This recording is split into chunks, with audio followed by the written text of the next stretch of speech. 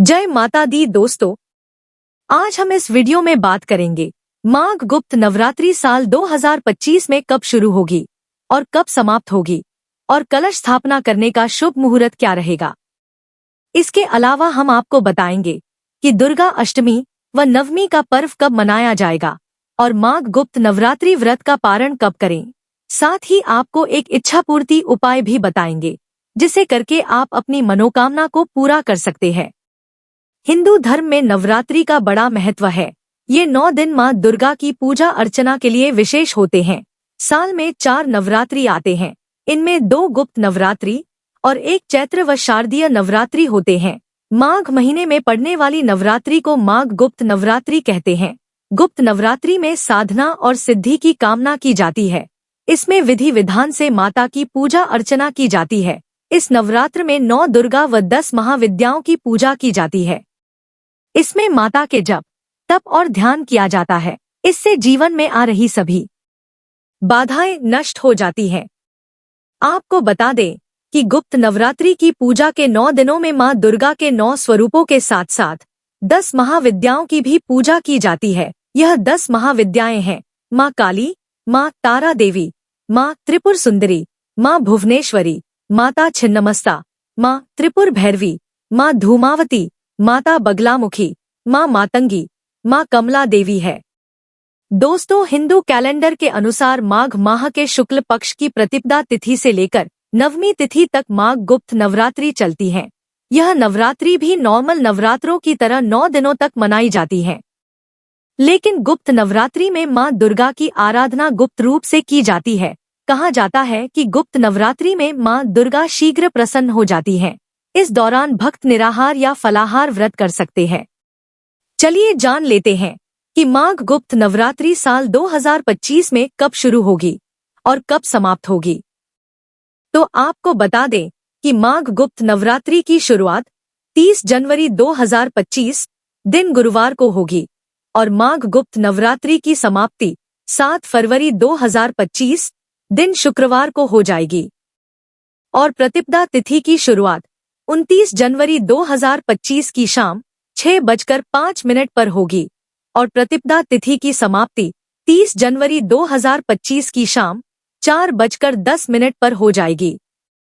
कलश स्थापना करने का शुभ मुहूर्त 30 जनवरी 2025 को सुबह 9:25 से लेकर सुबह 10:46 तक रहेगा और इस दिन अभिजीत मुहूर्त 30 जनवरी 2025 को दोपहर 12:13 से लेकर दोपहर 12:56 तक रहेगा और 5 फरवरी 2025 दिन बुधवार को दुर्गा अष्टमी रहेगी।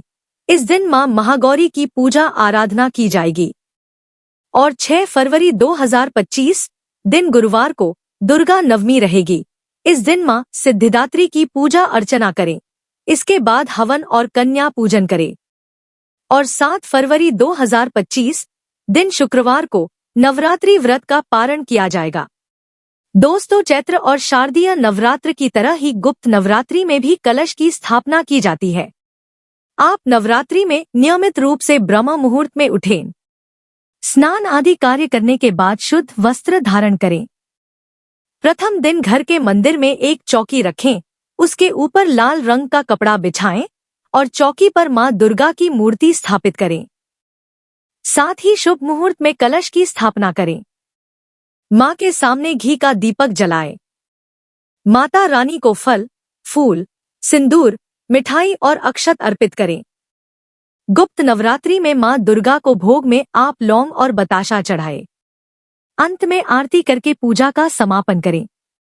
दोस्तों, नवरात्रि के 9 दिनों तक सुबह और शाम यानी दोनों समय पूजा, आरती और भोग लगाना चाहिए। साथ ही 9 दिनों तक दुर्गा चालीसा व दुर्गा सप्तशती का पाठ भी करें और देवी दुर्गा के नवार्ण मंत्र ओम ऐं ह्रीं क्लीं चामुंडाय विच्चे का रोजाना एक माला जाप भी करें। फिर इसके बाद अष्टमी व नवमी के दिन हवन व कन्या पूजन का आयोजन करने के बाद आप गुप्त नवरात्रि के व्रत का पारण करें। दोस्तों, गुप्त नवरात्रि में मां लक्ष्मी को प्रसन्न करना चाहते हैं तो आप गुप्त नवरात्रि के 9 दिनों में मां लक्ष्मी को कमल का फूल अर्पित करें। अगर आपको कमल का फूल नहीं मिल पा रहा है तो तो आप घर में कमल के फूल वाली माँ लक्ष्मी की कोई तस्वीर लगा ले। मान्यता है कि ऐसा करने से माँ लक्ष्मी का वास घर में बना रहता है। दोस्तों, अगर आपकी कोई मनोकामना है तो इस उपाय को जरूर करें। यह परिवार में सुख शांति और समृद्धि के लिए भी आप ये उपाय कर सकते हैं। गुप्त नवरात्रि के दौरान रात के समय माँ आदिशक्ति के सामने घी का दीपक जलाएं और सिंदूर अर्पित करें। साथ ही 9 बताशों में 2 लौंग रखें और माता को अर्पित करें और माता से अपनी मनोकामना पूर्ति के लिए प्रार्थना करें। ऐसा करने से आपकी इच्छा माता रानी की कृपा से जल्द पूरी होगी और तरक्की के रास्ते खुलेंगे और घर के सभी सदस्यों में आपसी प्रेम भी बना रहता है। तो दोस्तों, यह जानकारी आपको अच्छी लगी तो कमेंट में जय माता दी जरूर लिखें और अगर आपका कोई सवाल है तो उसे कमेंट बॉक्स में अवश्य पूछ लें और इस वीडियो को लाइक करें, शेयर करें और साथ ही साथ चैनल को सब्सक्राइब करें। धन्यवाद।